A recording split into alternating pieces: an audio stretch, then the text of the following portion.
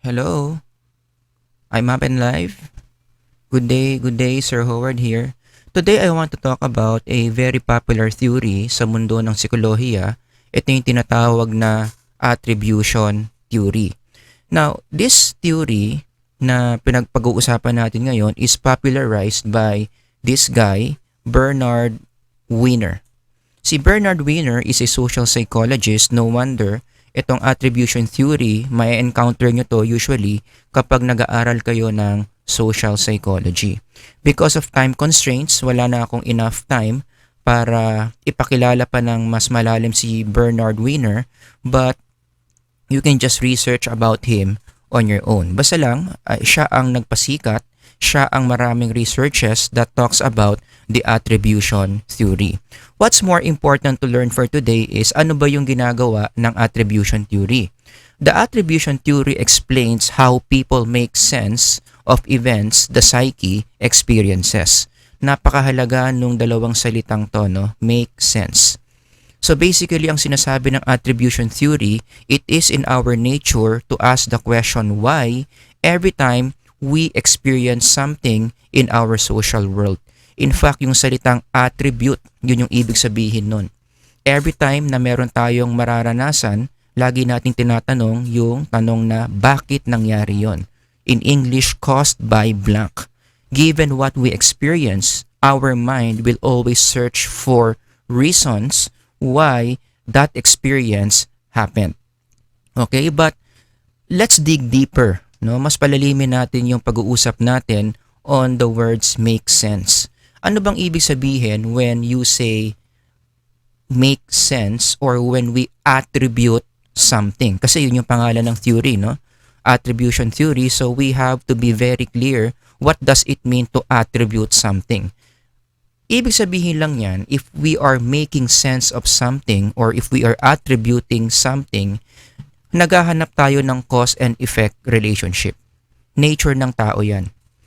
Okay, gusto natin na lahat ng effect na nararanasan natin, meron tayong na-identify na mga causes. Merong nangyari, merong dahilan kung bakit nangyari yon. Kung hinahanapan natin ng dahilan yung isang pangyayari, then that is the process of making sense. Let me give you an everyday example of this, no? Para maipakita yung proseso ng pag-make sense of something. Imagine that you entered your kitchen and then nagulat ka pagpasok mo sa iyong kusina, meron kang nakitang gatas na natapon. You being an OC, ayaw mo nang merong pakalat-kalat dyan, syempre ang una mong gagawin ay lilinisan mo yung gatas. But you will agree with me, you will not be just contented cleaning the milk. Hindi lang basta-basta lilinisan mo yung gatas, tatanungin mo yung sarili mo bakit natapon yung gatas. 'Di ba? Imposibleng pumunta ka lang sa situation na yan, nakita mo na natapon yung gatas, pupunasan mo lang without asking the question why. It's in your nature to answer the question why. It's in your nature to attribute. So maghahanap ka ngayon ng mga different reasons kung bakit natapon yung gatas. And there are many possibilities that you run inside your head. Reason 1, reason 2, reason 3, reason 4, but regardless kung anong reason yan, all those reasons na iniisip mo are all meant to explain the effect that you are in. Bakit natapon yung gatas? Ano ang dahilan? So in the process of thinking of reasons kung bakit natapon yung gatas, yun yung tinatawag nating attribution. Yun yung tinatawag nating the process of making sense. Kaya yung expression na you don't make sense or this does not make sense, ang ibig sabihin nun, nakaka-experience ka ng isang effect na hindi mo ma-pinpoint kung ano yung dahilan. Okay, so the next time you hear someone saying that it's so hard to make sense of what you do, ang ibig sabihin nun, hindi niya maintindihan kung bakit mo ginagawa kung ano man yung ginagawa mo. Hindi niya ma-attribute to certain causes. Alright? So that's what it means to make sense. Now, let me just give you some exercises right here para maranasan nyo ng first hand yung inyong ability to attribute. Okay? So I am going to show you some effects here effects that I hope you are currently experiencing, and then your job is to identify what caused this effect that you can see on the screen. So this is an exercise of attribution para maranasan nyo firsthand what does it mean to attribute. Halimbawa, let's talk about your hairstyle. Kung ano man ang hairstyle mo ngayon, whether you're male or female, bakit ganyan yung pinili mong gupit? Anong reason? Ang dami-dami naman pwedeng hairstyle pero yan yung style na gusto mo. Bakit? To which reason would you attribute that hairstyle? Next, for the students here, given your current grade, ano man yung grade mo, mataas man yan o mababa, bakit sa tingin mo ganyan yung grade mo? Let's talk about your general average. Bakit ka magaling or bakit ka average or bakit ang dami mong bagsak in your subjects? To which would you attribute your grade? Again, sasagutin mo yung tanong na why? Bakit ganyan ang grade mo? Makes sense why your grade is like that. And then last one, I want you to attribute or to make sense of your current health status. Kung ano man yung health status mo. Meron ka mang high blood or diabetes or maybe maganda yung health mo, wala kang sakit. Regardless of your health status, bakit ganyan ang health status mo? To which would you attribute this? Ano ang dahilan? Bakit may high blood ka? Ano ang dahilan kung bakit malusog yung katawan mo? Okay? So again, all of those things that I've given you, hairstyle, the grade, health status, those were exercises where I ask you to attribute certain effects in your life. So naranasan nyo na kung paano mag-attribute. Alright? So basta tatandaan nyo lang, in attribution theory, we by nature would like to ask the question why for certain experiences that we have. Gusto natin meron tayong laging cause or dahilan na nahahanap to explain certain things that we currently experience. In fact, kung titignan mo yung science and religion, 'di ba, laging pinag-aaway 'yan ng mga scientists ngayon at ng mga religion experts, 'di ba? Parang a lot of people are saying they are not compatible, they are enemies, but if you think about it, yung reason kung bakit ginawa ang religion, yung reason bakit ginawa yung science can be explained by the attribution theory. Religion was created so that we can attribute certain events in life. Same with science. Kaya hindi ko maintindihan kung bakit pinag-aaway itong dalawang ito, pareho lang naman sila ng purpose. Siguro magkaiba sila ng methodology, but when it comes to why they were created for us to help us attribute certain effects. Halimbawa, death. Right? Bakit ba ang tao namamatay? Ayan. Ginawa yung religion para alam natin kung bakit ang tao namamatay. Okay? Or illnesses. Bakit ba ginawa ang science? Para malaman natin kung saan nanggagaling yung mga sakit. So regardless if this is science or religion, iisa lang naman ang purpose. Iisa ang foundation ng science and religion, and that is to help us attribute causes to certain effects. Now let's ask a deeper question. So naintindihan na natin yung silbi ng attribution theory, no? Pero bakit? Why do we want to make sense? Why do we want to search for causes for the effects that we experience? Merong mga dahilan yan. Una, kaya gusto natin nagme-make sense yung mga bagay-bagay kasi nature natin yan. By nature, we are rational creatures. When God created us in His own image, it means, just like God, tayong mga tao, meron tayong capability to think. Meron tayong certain degree of intellect that makes us want to search for explanations of things we experience.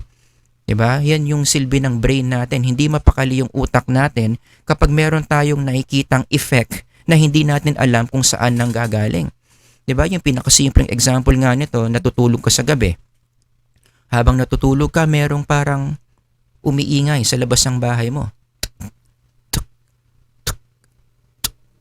Dahil ikaw ay isang rational creature, hindi ka makakatulog ng may tumutunog na gano'n na hindi mo alam kung ano yon. Right? Talagang mawawala yung antok mo. What would you do? Aalis ka sa kama, tatayo ka, lalabas ka, hahanapin mo saan nanggagaling yung tunog na yon. Hahanap ka ng attribution. Gagawa ka ng attribution para mag-make sense kung bakit umiingay yung bagay na yon, kung ano man yung naririnig mo. And again, why do we do that? Because we are rational by nature. Natural sa atin yan. Okay? Hindi mo maaalis sa tao to attribute certain things because we are created in God's image. We share that attribute with Him. Number 2, kaya tayo nagme-make sense, kaya gusto natin nagme-make sense tayo because it gives us psychological stability. In fact, kapag malinaw na malinaw sa ating pag-iisip yung cause and effect, alam natin yung dahilan kung bakit nangyayari yung isang bagay, it makes us feel comfortable. Again, going back to my example, may umiingay sa loob ng kwarto mo, hindi ka makatulog. Sabihin nating nahanap mo yung dahilan. Now you're able to find out why or what is that sound. Hindi mo pala masyadong nahigpitan yung gripo. Maluwag yung gripo nung pinatay mo kaya may konting pumapatak. So ang ginawa mo, hinigpitan mo, nawala yung pagpatak. Right? That gives you psychological comfort. Now you're able to make sense. Dun pala nanggagaling yung ingay, so I'll fix it. Now it's time for me to go to bed. Makakatulog ka na. Because you became psychologically comfortable. Your psyche became stable. On the other hand, kapag hindi mo ma-pinpoint kung ano yung cause ng isang effect, halimbawa, tinignan mo yung gripo. Hindi naman yung gripo, pero naririnig mo pa rin. Hinalungkat mo na yung bahay mo, meron pa rin. What happens? Now you feel anxious.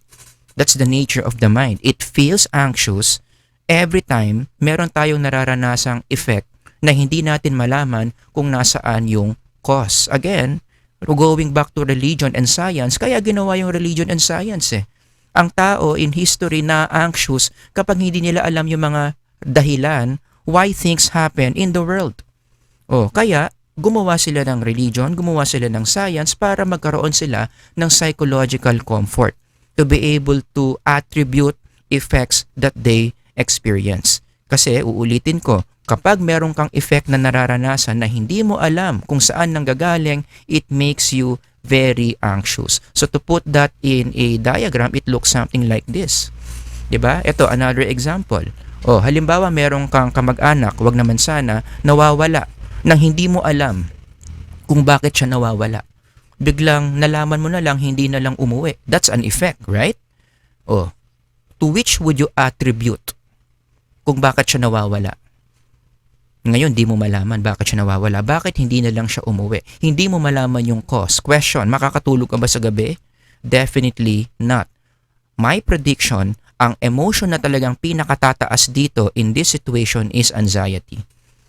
Kasi meron kang nararanasang effect na walang cause. Hindi mo malaman bakit bigla na lang nawawala yung kamag-anak mo nang walang dahilan. Okay? Nature natin yan. We become psychologically anxious when we experience an effect without a cause. In fact, in connection to this idea, naalala ko yung isang kanta ng Jeremiah. Kung alam mo ang Jeremiah, ibig sabihin yan, matanda ka na. Pero gumawa sila ng isang kanta very popular during my time entitled Nang Hihinayang. Pag binasa mo yung lyrics ng kanta, kitang-kita mo yung idea na to, no? That people by nature feel anxious if they cannot make sense of what's happening to them. Okay? Doon sa kanta, merong ganitong linya. Nabalitaan ko, lagi ka raw tulala. Dinibdib mo aking pagkawala. Lagi ka raw umiiyak, lagi mo raw akong hinahanap. Kung sino man itong kinakantahan niya, I'm sure that person mataas ang level of anxiety. 'Di ba? Nandoon yung mga negative emotions, so yung nakatulala, dinidibdib, yung nangyari, laging umiiyak, laging niyang hinahanap-hanap, yung singer, right? Mataas ang anxiety ng taong ito. Tanong, ano kaya yung dahilan bakit ganyan yung anxiety nung babae? Sabihin natin babae itong kinakantahan niya. 'Di ba? Ito yung effect This is the effect that the girl is experiencing. Where is this coming from? Again, kung titignan natin itong framework na to, hindi mo ma-make sense kung bakit nangyari ang isang bagay, therefore you feel anxious, tignan mo yung naunang verse doon sa kanta. Ito yung unang linya na kakantahin nung singer, no? Sinabi naman niya kung bakit ganito ang naging effect doon sa kinakantahan niya. Yun naman pala, inaamin ko nagkamali ako. Inaamin ko nasaktan ko ang puso mo. There you go. Iniwan ka ng walang dahilan. Sumama sa iba, hindi man lang ako nagpaalam. Hindi man lang nagpaalam. Oh, you practice empathy. Kung ikaw yung babae na ginawan yan, ang sweet-sweet nyo last week lang, biglang boom, hindi ka na lang tinext, hindi ka na lang dinalaw, tinatawagan mo yung cellphone niya, cannot be reached. Papasok ka dito. Yan. Ganyan ngayon ang framework mo. Biglang missing ngayon yung kunwaring boyfriend mo. Hindi mo na matawagan, hindi mo na mahagilap. At nung tinanong ka ng mga kaibigan mo, bakit? Bakit hindi mo na lang mahagilap? Bakit hindi ka na lang tinext? Hindi mo alam. NA. No reason at all. Right? So what happens? Hindi ka maka-pinpoint ng certain cause doon sa effect. Now you feel anxious. Oh. Kaya again, anong naging epekto? Balikan natin, naging epekto niyan doon sa babae ay yan.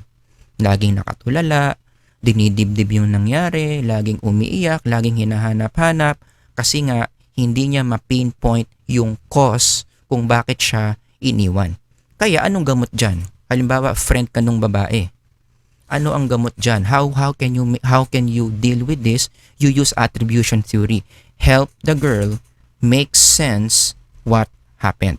And what does that mean? In our language, in attribution theory, tulungan mo siyang i-identify yung cause kung bakit biglang nawala na lang yung kanyang boyfriend. Kasi kapag nangyari yan, once you're able to help this girl to finally identify the cause kung bakit pala siya iniwan, bakit bigla na lang hindi nagpakita, that level of anxiety bababa, mapapalitan niya ng psychological comfort. Mapapanatag na yung loob niya. 'Di ba? Sa lengguwahe natin in the Philippines, ito yung tinatawag nating dapat merong sense of closure. I'm sure marami dito familiar dyan, no? Merong kang sense of closure. Anong ibig sabihin ng closure? Kapag sinabi mong may closure ka with another person, the satisfactory conclusion. So, see, may conclusion. Ibig sabihin merong malinaw na cause, merong malinaw na effect. Okay? To a product or service relationship, each party feeling satisfied with the completed transaction. Ibig sabihin, malinaw. Ano yung cause, ano yung effect. Alright? It being fair, just conclusion without negative consequence. Yan yung ibig sabihin ng closure. And I'm sure, lahat naman tayo dito, if we are in a relationship, ayaw nating basta-basta natatapos na lang yung relationship na hindi natin alam yung dahilan. We want to be clear. Okay, here's the effect. We are no longer together. Bakit? Ano yung clear reason why it didn't work out? Kapag na-identify mo kung ano yung cause, bakit hindi nag-work out, may closure. Magkakaroon ka ng kapanatagan ng loob, ng psychological comfort. Pero going back to Jeremiah, yung nangihinayang, pag naranasan mo yung naranasan niya, iniwan ka na lang ng walang dahilan, talagang tataas ang level of anxiety mo dyan. Alright? So that's one of the reasons why we want to make sense, because we want to feel psychologically comfortable. Number 3, why do we want to make sense? And I think this is the most important reason for us to plan for better actions. Yan ang pinakamagandang dahilan kung bakit gusto natin nagme-make sense yung mga bagay-bagay. Bakit gusto natin klaro yung cause for certain effects. Kasi kapag alam mo kung ano yung cause ng isang effect, lalong-lalo na kapag yung effect pangit, negative, that will enable you to do things better. Diba? You begin to do right behaviors. You begin to correct wrong behaviors, which are all actions that are good for the psyche. Mag-i-improve yung mental health natin. Kasi meron tayong mga maling tinatama. Okay? So halimbawa, going back to That example, may natapon na gatas. Hinanap mo yung cause, nag-attribution ka. Bakit natapon yung gatas? Pag nalaman mo na kung bakit natapon yung gatas, that will lead to an improved behavior. Gagawa ko ngayon ng paraan para next time, yung gatas hindi na matatapon. Diba? Para hindi masasayang. Kasi pag natatapon yung gatas, nasasayang eh. Supposedly, that milk must be making your body healthy. Eh napunta lang sa sahig. Hindi maganda yon. So gagawa ka ngayon ng paraan, ano yung pwede kong gawin para next time, yung gatas mapupunta sa katawan ko rather than on the floor. So that's a good thing. You come up with adjustments. O another example, nagkaroon ka ng vehicular accident. O, syempre mag-a-attribute ka. Bakit ba nangyari sa akin to? Bakit ba ako nakabangga? Ano ba yung mali kong ginawa? Bakit ako nakabangga? Again, what's the effect? Nakabangga ka. Now you attribute. Bakit mo siya nabangga? Anong mali ang ginawa mo? Attribute mo. And once you're able to spot, kaya ko pala siya nabangga kasi ito ginawa ko, what do you do next time? Now, you stop that behavior that you did, kaya ka nakabangga. Mas magiging maingat ka na next time, which can save your life. O, diba? Hindi mangyayari yon kung hindi ka nag-attribute. O, another example, ito, very psychological to. Lalo na yung mga nagsasuffer dito sa depression. O, bakit ka depressed? Diba? That's the most important question that you need to ask. Make sense of your depression. Hindi pwedeng nagpapalunod ka lang doon sa feelings mo without asking why. Again, why? This is the first step for you to effectively deal with what you're feeling. Depressed ka, bakit? Saan nanggagaling itong depression mo? Anong dahilan? Saan mo i-attribute yan? Anong nag-trigger? Kasi kapag nahanap mo successfully kung saan nanggagaling yung depression mo, that is already a big help to improve your mental condition. Alright? So yun yung pangatlong reason kung bakit gusto natin nagme-make sense para napapaganda natin yung ating behaviors, which can lead us to have a better psychological life. So before we end this lecture, ano ngayon yung mga lessons na pwede nating matutunan, at the same time applications na pwede nating magawa to improve our psychological life now that we understand attribution theory. Number 1, I hope you realize based on this lecture that curiosity is psychologically important for us. Again, we are created in God's image. God created us to be curious. Kaya wag rin tayong nagagalit sa mga taong tanong ng bakit. Normal yun. No? Nature natin yun. Na gusto natin lagi nakakahanap ng mga dahilan sa mga pangyayaring nararanasan natin araw-araw. In fact, I would even say, the more causes you identify for certain effects, mas marami kang dahilan na naiisip tungkol sa isang effect, mas maganda yan. Ibig sabihin, mas nag-iisip ka. Mas bukas yung isipan mo to explain why these effects are happening. Diba? Kaya anong response natin dito? Now that you know that you are meant to be curious, that it is normal for us to search for causes for certain effects, talagang kinakailangan parte ng everyday life mo yung mag-attribute ka. Huwag kang makukontento na hindi ka nag-attribute. Believe it or not, there are people like that. Wala lang. May event na nangyari, they won't even ask why. Hindi sila magre-reflect. Bakit ba nangyari to? And that's not good. You are not acting according to your nature. Ano man mangyari sa'yo, negative man or positive man, kailangan mag-attribute ka. Tanungin mo yung sarili mo, bakit nangyari yung experience na ito? Kasi kung titignan mo, whether negative or positive yung nangyari sa'yo, it's always good to attribute eh. Merong magandang contribution yan sa ating mental life. Pag masama yung nangyari sa'yo, halimbawa, ninakawan yung bahay mo, knock on wood, wag naman sana. Pero pag ninakawan yung bahay mo, imbis na mag-iiyak-iyak ka, anong gawin mo? I-attribute mo. Bakit kaya ako ninakawan? Ano yung mga naging dahilan? Bakit naging successful yung pagnanakaw sa bahay ko? And then from there, what do? You make adjustments. Ganon din naman pag positive. Diba? Pag positive yung experience, i-attribute mo rin bakit positive. Yan ang hirap sa maraming tao. Kapag ang experience niya very positive, happy siya, hindi na nila iniisip kung ano yung dahilan, bakit nangyari yung happy event na yon. Ini-enjoy na lang nila yung emotion of happiness in that experience, which is not good. Although okay lang naman mag-enjoy. Okay, halimbawa, nabigyan ka ng award sa opisina. Oh, that's a positive event, right? Oh, most people would just celebrate. Okay, may award, let's celebrate. Spend money, treat other people. Okay yun, okay yun. Pero dapat, iisipin mo rin along the way, ano yung naging dahilan kung bakit ako nabigyan ng award sa opisina? Hanapan mo rin ng attribution. Ano yung mga specific behaviors mo? Ano ba yung mga ginawa mo? Bakit ka nagkaroon ng award? Bakit gusto mong malaman yon? Para ma-maintain mo yung behavior. Para yung mga behaviors na nagpabigay sa'yo ng award, lagi mong gagawin. Papanatilihin mong gagawin. Diba?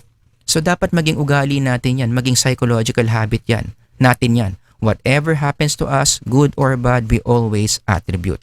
Number 2, answering why makes you improve. Diba? Kanina ko pa sinasabi to.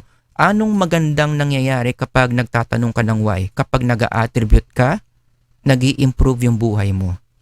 Right? Why? Because whenever you ask the question why, especially when it comes to negative events, gumagawa ka ng adjustments, ini-improve mo yung mga decision making mo, at pinapalitan mo yung mga behaviors mo na hindi magaganda that led to the negative event. Bakit natapon yung gatas? Bakit naubos yung pera mo? Bakit ka iniwan ng jowa mo?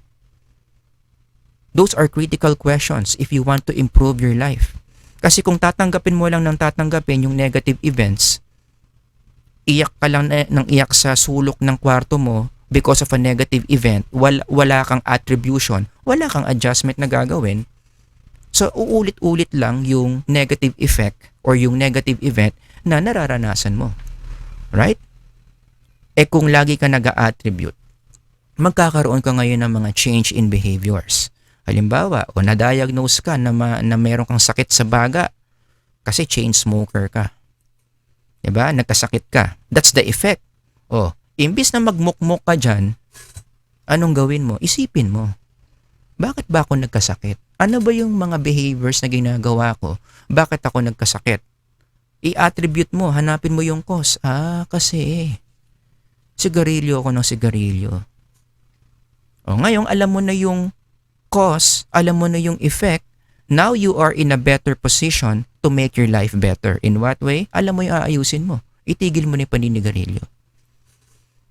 Maghanap ka ng mga different ways to help yourself to stop smoking para hindi mo na mararanasan yung effect na to. Diba? Nagkaroon ng improvement. Why? Because you attributed. Another example, yung sinasabi ko nga kanina, let's say, depressed ka. Ang baba ng body image mo, ang baba ng self-esteem mo. Imposibleng bigla na lang nangyari yan. Hanapin mo, attribute ka. Saan nanggagaling? Why am I feeling these things about myself? At maging honest ka. Kaya pala mababa ang iyong body image, kaya mababa ang iyong low self-esteem because you are in an abusive relationship. Yung jowa mo, lagi kang ginugulpe, lagi kang minumura, lagi kang sinasabihan na ang pangit-pangit mo, wala kang mahahanap na iba kung iniwan mo siya. Doon pala nanggagaling. So imbis na magpakalunod ka lang dito sa effect, hanapin mo, attribute mo, yung relationship ko pala na abusive, yung pinanggagalingan nito. Now you are in a better position to make your life better. In what way? You leave the relationship. Simulan mo ng pag-aralan paano iwan yung relasyon na yan para mag-i-improve yung effect na nararanasan mo. Diba? Pero hindi mo magagawa yan kung hindi ka nag-attribute. Kung maghapon ka na lang nag-iiyak dyan, maghapon ka na lang nakinig ng mga drama dyan. Diba? Yan ang benefit pag nag-attribute tayo. Alright? And also, ito last example, no? Yung may mga negative emotions dyan na nararamdaman. Karamihan ng mga nararamdaman nating negative emotions, di ba, we have a tendency to just stay within those negative emotions. Wala siguro, ganito lang talaga feeling ko, hindi dapat ganun. Ang unang step, Kapag nakakaranas tayo ng mga negative emotions, whatever that is, hanapin natin yung cause. And let me share with you a tip. Usually, kapag nakakaranas tayo ng mga negative emotions, whatever that is, anxiety, worry, sadness, it comes from negative thinking. 99% of the time, it starts with what you are thinking. Kaya yan yung dapat una yung suspect. Ano ba kasi yung mga pinag-iisip ko at ganito yung nararamdaman ko? That's what attribution theory is teaching you. Whatever bad things that you are feeling always comes from, can be attributed to the thoughts that you are currently thinking. To demonstrate this, yung paborito kong story sa Bible, remember that scene? Jesus walking on the water, the disciples were afraid. Peter challenged Jesus, Lord, if it's really you, tell me to come down off the boat. Tell me to walk on the water and come to you. And that's what Jesus did. Sabi niya, come here, baba ka dyan, lumapit ka sa akin. At first, Peter was successful in doing that. Right? Nakapaglakad siya. But not for long. Bakit? Let's read. Kasi pala, eto nangyari. But when he saw the wind boisterous, he was afraid, and beginning to sink, he cried, saying, Lord, save me. And immediately Jesus stretched forth his hand and caught him and said unto him, You of little faith, why did you doubt? Gusto ko yung last statement na yon ni Jesus. You of little faith, why did you doubt? You know why? Because Jesus applied the attribution theory here to help Peter make sense of what happened. Diba? Bakit nangyari yung event na yan? Anong explanation ni Jesus? Doubt. Nagkaroon ng negative thinking si Peter.